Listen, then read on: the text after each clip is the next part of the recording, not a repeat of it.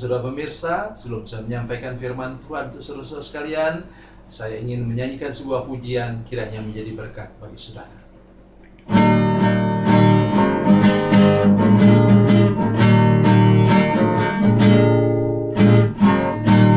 Terdengar sayup-sayup senandung merdu, angin pagi di pantai sejuk dan segar. Teringat kembali saat ku dipanggil Yesus, firman-Nya, mari ikutlah aku. Galilea, Galilea, ku tinggalkan semuanya yang ku kasihi dulu. Ku berpaling segera dan menjadi murid-Nya. Ku ikut Dia, Yesus Tuhan.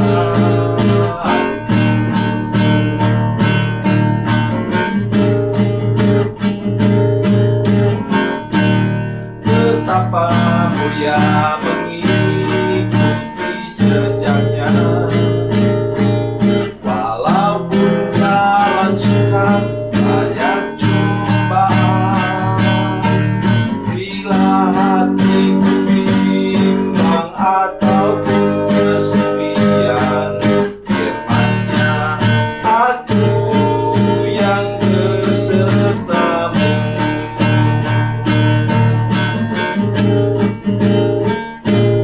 Galilea, Galilea, ku tinggalkan semuanya yang ku kasihi dulu.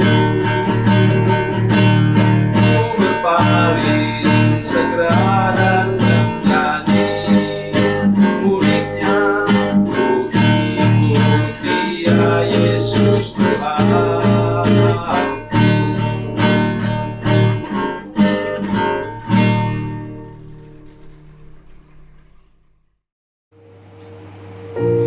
Salam saudara pemirsa, sampai berjumpa kembali dengan kami dalam program Berita Pengharapan. Saudara pemirsa, ada kalanya kita memang benar-benar terpojok, sungguh-sungguh terpojok. Tetapi Alkitab mengatakan kepada kita bahwa ketika kita mungkin sudah kena bisa ular yang mau membunuh kita, ada Yesus yang mati di kayu salib. Ke sana kita memandang dan kita akan mengalami pemulihan dan kesembuhan daripada Tuhan. Mari kita berdoa sebelum kita lebih jauh mendengar firman Tuhan ini. Bapa, dalam nama Yesus kami bersyukur untuk kebenaran firman Tuhan yang sebentar akan kami dengarkan. Kami bersyukur karena Tuhan memberikan contoh dalam perjanjian lama bagaimana kami harus memandang kepada salib itu, dan kami akan bebas dari bisa ular, bisa dari kuasa iblis yang mau menghancurkan hidup kami. Terima kasih Tuhan, terpujilah namamu. Dalam nama Yesus kami berdoa dan bersyukur. Haleluya. Amin. Saudara pemirsa, mari kita membaca firman Tuhan dari perjanjian lama. Kitab Bilangan pasal 21. Bilangan 21 ayat 8 dan ayat 9. Bilangan 21 ayat 8 dan ayat 9. Maka berfirmanlah Tuhan kepada Musa, buatlah ular tedung dan taruhlah itu pada sebuah tiang. Maka setiap orang yang terpagut jika ia melihatnya akan tetap hidup. Lalu Musa membuat ular tembaga dan menaruhnya pada sebuah tiang. Maka jika seorang dipagut ular dan ia memandang kepada ular tembaga itu, tetaplah ia hidup. Amin. Saudara pemirsa, di atas diceritakan bahwa umat Tuhan itu kemudian apa? Mengucapkan kata-kata kutuk yang mengerikan. Ya. Misalnya, yang saya ingin kita melihatnya ayat 5. Lalu mereka berkata-kata melawan Allah dan Musa, "Mengapa kamu memimpin kami keluar dari Mesir, supaya kami mati di padang gurun ini? Sebab di sini tidak ada roti, tidak ada air, dan akan makanan hambar ini kami telah muak." Apa makanan hambar itu? Mana yang dari surga. Saudara, saya ingin menjelaskan kepada kita sekalian, mana itu seperti apa? Rasanya seperti kue madu, bergizi, boleh dimakan oleh orang bayi sampai kepada orang tua jompo. Saudara sekalian, dan makanan itu diberikan dalam jangka sangat panjang selama 40 tahun. Dan Mazmur pasalnya yang ke-78 ayat 25 mengatakan bahwa itu mana itu adalah roti malaikat. Malaikatlah yang memasaknya. Oh, luar biasa saudara sekalian. Dan itu yang dihinakan oleh umat Tuhan. Nah, sampai Tuhan menurunkan apa? Ular untuk memagut mereka. Kenapa ular? Karena mereka sudah mengucapkan kata-kata beracun untuk merusakkan mental umat Tuhan yang lain. Mereka mengeluh. Ada bagian ayat yang lain lagi yang mengatakan bahwa mereka katakan, "Aduh, di sini tidak ada bawang putih, bawang merah, apa segala macam." Coba saudara bayangkan, sudah diberikan makanan yang begitu bergizi, mengeluh lagi. Kalau kita sekarang mungkin, "Aduh, di sini tidak ada daging rendang, tidak ada gulai." Aduh, saya tidak bisa bayangkan saudara sekalian, umat Tuhan ini. Itu sebabnya mereka dipagut ular. Dan Tuhan tetap juga mengasihi umatnya. Sehingga tadi muncul ayat tadi. Maka berfirmanlah Tuhan kepada Musa, "Buatlah ular tedung dan taruhlah itu pada sebuah tiang." Dan kemudian ketika bertemu dengan Nikodemus, Tuhan Yesus mengatakan bahwa seperti ular yang dinaikkan ke tiang itu, ular tembaga itu, maka anak manusia akan dinaikkan ke sana. Itulah yang Yesus disalibkan. Saudara sekalian, melalui Yesus yang disalibkan itu, saudara sekalian, semua racun ular, saya tahu racun ular apa? Yang membuat Hawa jatuh ke dalam dosa, Adam jatuh ke dalam dosa, ialah tipu daya ular. Dan sampai sekarang ular itu masih berkeliaran kemana-mana, membujuk engkau untuk berbuat dosa. Itulah yang membujuk Daud untuk jatuh ke dalam dosa persinahan. Ya, jadi mari kita belajar hari ini dari firman Tuhan ini bahwa Tuhan kalau Dia menghukum kita, tetapi Dia juga memberikan jalan keluar. Itu sebabnya firman Tuhan dalam 1 Yohanes 1 ayat 9 mengatakan, "Jika kita mengaku dosa kita, ya kamu mengaku dosamu, maka Allah adalah setia dan adil, dan Dia akan mengampuni segala dosamu dan menyucikan engkau dari segala kejahatan." Luar biasa saudara sekalian. Jadi ada jalan keluar dari dosa.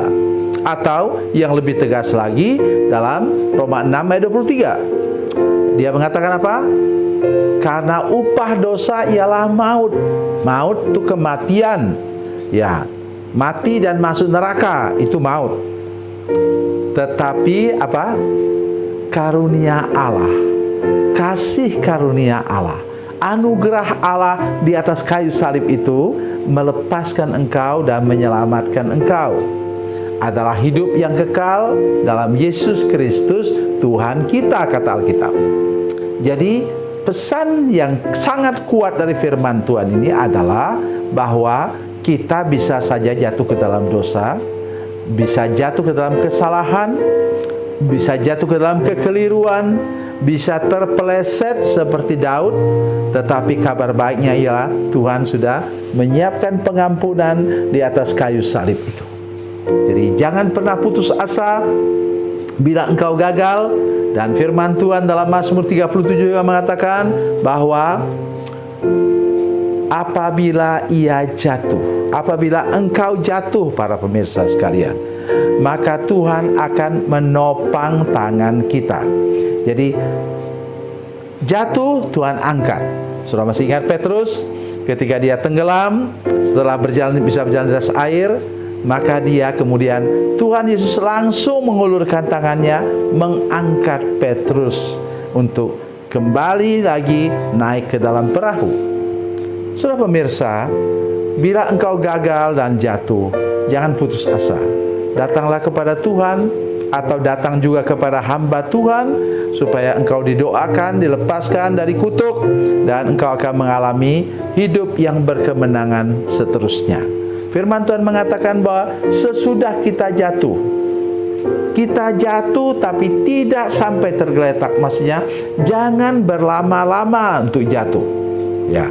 Cepat bangun dan kembali seperti anak yang hilang itu, kembali kepada Bapa. Sampai ketika dia kembali, dia disambut dengan sukacita, diganti pakaiannya, dan kemudian oleh anugerah Tuhan dia mengalami kehidupan yang baru dan dia tidak akan pernah pergi keluar lagi. Tuhan Yesus memberkati. Tuhan Yesus baik. Mari kita berdoa. Bapa, dalam nama Yesus, terima kasih banyak Tuhan untuk anugerah-Mu kepada kami, dan kami percaya benar bahwa Tuhan mau memberkati kami sekarang dan menolong kami supaya ketika kami gagal dan jatuh, ya kami kena bisa ular itu, Tuhan Yesus, Engkau sudah mati di kayu salib untuk selamatkan kami. Dalam nama Yesus, haleluya, amin.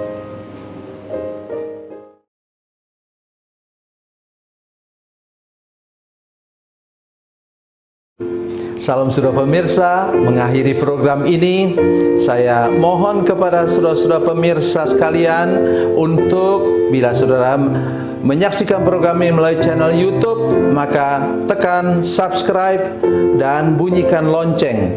Dan bila saudara menyaksikan program ini melalui channel Facebook, tolong saudara-saudara sekalian tekan like dan juga komen. Dan demikian pula bila sudah menyaksikan program Makanan Bergizi hari ini yang tertulis, maka tekan yang sama juga, tekan like dan tekan komen. Dan tolong saudara-saudara sekalian untuk membagikan program ini, share program ini di channel saudara-saudara sekalian supaya lebih banyak lagi orang diberkati melalui program ini. Tuhan Yesus memberkati. Tuhan Yesus baik.